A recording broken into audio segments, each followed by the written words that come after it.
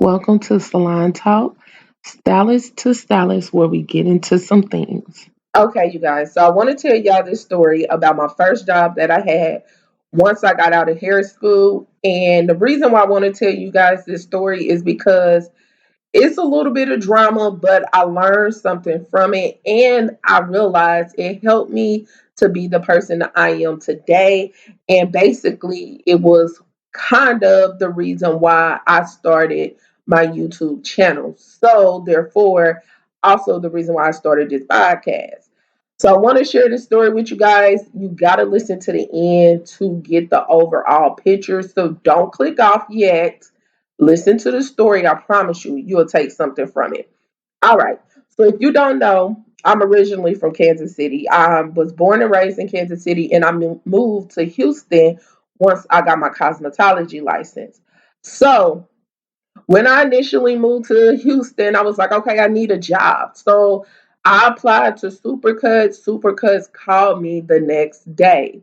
So, I was so excited. I'm like, okay, I'm gonna be working at Supercuts because see the reason why I also wanted to work at Supercuts was because they teach you everything. They teach you how to do hair color, cut, style, eyebrow waxing, everything, waxing the lips, every single thing that you need to learn in hair school, but you don't learn in hair school because hair school don't really teach you how to do hair. How crazy is that? But that's a whole nother story. But anyway, so once I got out of cosmetology school, I moved to Houston and I had an interview at Supercuts. So I got the job. So I'm like, oh yeah, I'm just a little fresh out of hair school, fresh with my cosmetology license, with a fresh set of box braids, just winning in life. So here I go, and my supervisor was a young black woman. So she probably was like in her early 30s or whatever, or maybe late 20s. And I'm not going to say her name. We're going to call her Smarina for this video because she was a problem. The whole time I was there, Smarina was an issue. So Smarina was up in there doing everything. So I was like, oh my God, I can learn so much from her. She's a black woman. I'm a black woman. I can learn so much from her. You see where I'm going with this? Exactly. So when I first got there, Marina was like, okay, well, I'm going to initially teach you how to cut. And once you learn how to cut, I'm going to put you on the floor and then you're going to be making some money. So overall, at these chains, you make a base wage and then you also make tips. So I was excited because the base wage wasn't nothing, but I'm like, dang, I can't wait to start making tips because I'm seeing all these stylists count their tips at the end of the night like they strippers, and I'm like, I can't wait. So therefore, she taught me how to cut hair. I finally get on the floor to cut hair, and like after a month and a half, I saw people was making money on their checks. So they wasn't just making the base pay; they was making a percentage of how much they would make if they did things outside of cutting hair, which is like coloring hair, styling hair, also doing eyebrow waxing and things of the sort. But Marina was supposed to put me in a position of where I can learn these things. So about a month, I sat down with Marina and I said, "Hey, can you send me or teach me how to color hair? Because coloring hair was a money maker at this time in the early 2000s.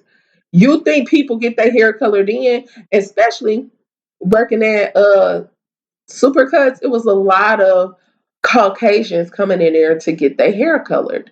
So I was like, I really want to learn how to do color. That's where all the money is, blah, blah, blah. So she was like, well, I have to put you in color classes. So I was like, okay. So she was like, when the color classes are available, I'll let you know because they always let me know. So I said, oh, okay. So I'm over here waiting for Smarina. I think I said her name right. Who cares? But I'm over here waiting for her to tell me when the color class is available. 1 month go by, she never tell me. 2 months go by, she never tell me. So a girl get transferred over to our salon, and this is more Sprina friend. So she tells her like, "Hey, I need to go to a color class. I hear them overall talking to each other. And I was like, oh, me too. So she go, oh yeah, I'll tell y'all and I'll sign y'all both up for the color class. She signs up her friend for the color class, but never signed me up. So me being young, gullible, and not wanting to push the envelope, I didn't want to say anything like, hey, why you didn't sign me up for the class, Miss Marina? And why you trying to be a snitch? So I didn't want to say anything about not putting me in the class. So therefore, she put her friend in a class. Her friend came back and she did a color class. So I was like, okay, can I do the color class next time? She was like, oh yeah. And then she never put me in the coloring class. So I moved on to something else. So I was like, okay, well, since I can't get this coloring class, I'm gonna just go ahead and try to learn other things. So she was teaching me how to do eyebrows. She was teaching me how to style hair. And at this time, pressing out hair was kind of popular, but not that much because this was like 2008, 2009. So it really wasn't that popular to get your hair pressed out. So, but she did have people come in there to get their hair pressed out. So I was like, okay, can you teach me how to do that? So she taught me or whatever like that. So it came out that she never wanted me to ever go to the coloring classes because she only wanted to people to come in to request her for the color because she was the only one wanting to make the commission off of color. You see what I'm saying? Like, why would you be a hater like that to me? Personally, me. And the reason why she sent her friend, because I know you probably thinking, but she sent her friend, it don't make sense. Let me tell you. So the reason why she sent her friend, because her friend was going up for a promotion to work at a different store. And for you to be a manager, you have to know how to do every single thing. So she sent her friend so her friend can overall tell the truth that she knows how to do everything because she actually went to the color classes. So she would be technically educated in everything that Supercuts offered. So personally, me, I was still going to be working under her. So she didn't want to send me because she would see me as a threat or somebody that would be taking clients. And I'm like, that's so stupid. When you want your whole team to know how to do everything, you're not going to be here every single day. You're only going to be here the days that you're scheduled. But she would actually tell people that would come and get their hair colored that the days that they could come and get their hair colored was the only days that she worked. So how I found out that she didn't want me to learn how to do color was by her friend. By the time her friend was leaving, her friend let me know that she told her that she didn't want to send me to the coloring classes because she didn't want me to actually know how to do color as well and to be taking clients. She wanted to be the only one making the commission money. So over all this time, I was working for about almost a year and a half. And when I initially came in there, she had about 4, 5 stylists. But by the time it got to the end of my year and a half, she was down to me and one other stylist because people did not want to work under her because she was so scared that somebody was going to take her supervisor position. She smothered her other stylists that was under her. And it's just like, this is the thing that I learned from that. It's like, number one, never live your life in a scared mindset. I live my life in abundance. And I believe that God is going to direct me to where my overall treasure is, my overall worth will be appreciated, and where people will enjoy my company and enjoy being around me. And truly, if something is removed from me, it's because God has opened the door for something better for me. So I learned that by her always living in a scared mindset, it kind of helped me be more willing to branch out and not have that type of mindset. Number two, just because me being young and coming directly out of high school and going directly into just starting a work field and stuff like that, is that I learned just because all skin folks ain't kin folks, even though that's an old saying, but it's a hard hit to feel when you find yourself getting like suffocated or mistreated by another black person and you a black person too. It bruised just a little bit different. I always want to be fair to people as much as I can without being unfair to myself, right? So that was another thing I learned. And the second thing I learned is that honestly, speak up for yourself, because I didn't say anything to her in that moment because I was just scared. She was my supervisor. I wanted to keep my job. I didn't want to show like this was affecting me and all this stuff like that. But overall, it kept me from learning color, even though down now I know how to do color.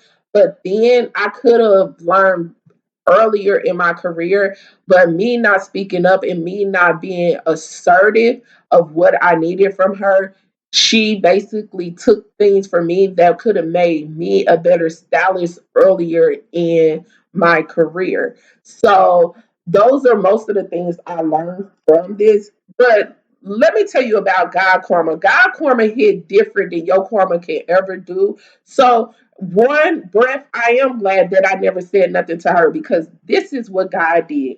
So she had a high turnover because I told y'all how she always suffocating all the stylists under her because she just had a scare mindset. So she would keep people from growing under her, and they pulled her numbers, and they was like, okay, which when I say they, the director pulled her numbers, and they was like, why do you have a high turnover of stylists, number one, and why is your salon bringing in the lowest that all salons in your district is bringing in?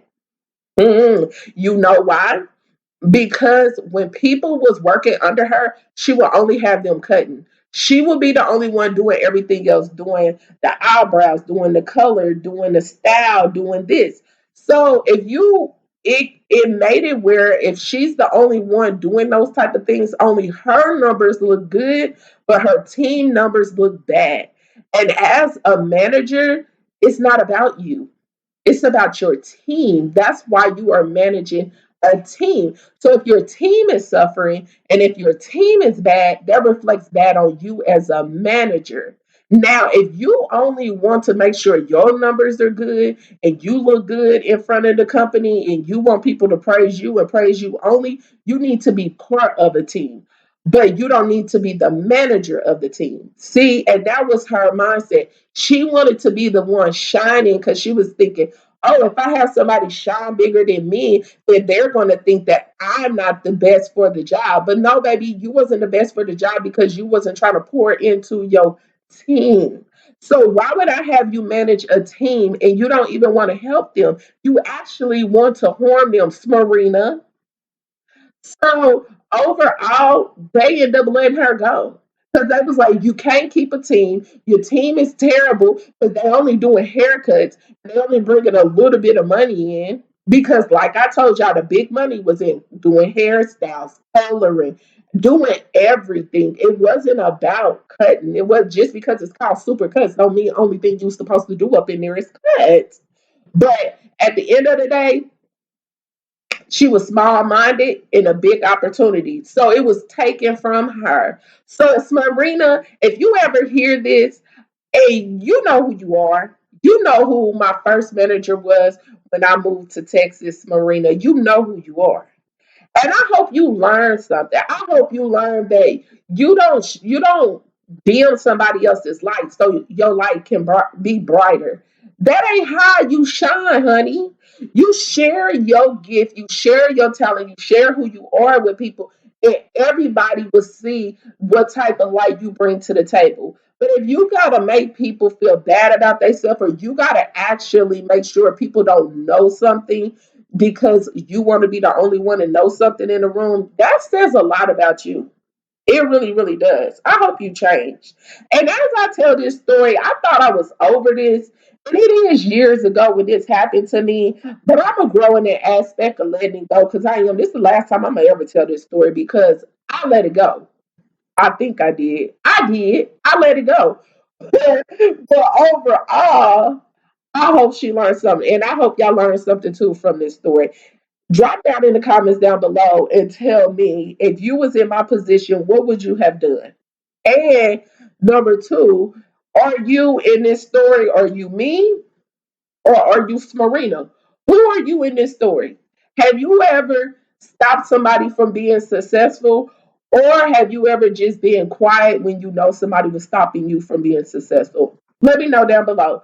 But thank you guys for listening to this podcast. I hope you really, really enjoyed it. And like I always like to end everything with a good saying about failure. So this is for all the Smarinas out there.